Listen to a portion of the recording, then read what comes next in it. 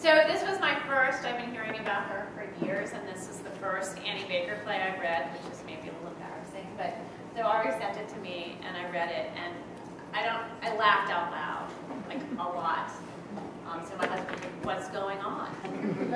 And, but then the thing is, I think, it's this great satire on what it is, I think, to be in a liberal college town, or, it's a satire on all of us NPR listeners out there in the world. But then underneath that, I think, are these incredibly deep, complicated characters and people who are trying to define themselves in what seems to be a crazy world. Like Jared reads the dictionary a lot. So this idea of how do you define who you are, is that actually definable? So what is art?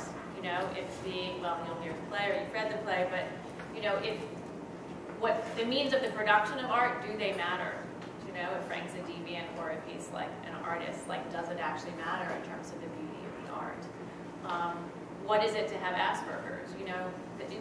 By defining or labeling an illness, does that make it easier than, oh my gosh, maybe I'm just a bad parent, or maybe my life choices precluding a father figure are wrong. So this idea of how do you define who you are and who other people are, and where you, I think that runs throughout the whole play in this incredible, rich way.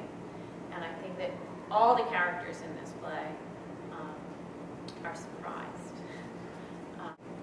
The photograph, this artwork is so fantastic, but this idea of the photograph, what does the photograph capture? It's really interesting to think about that in terms of art and what this play is. What is the photograph that is our production? What does that capture?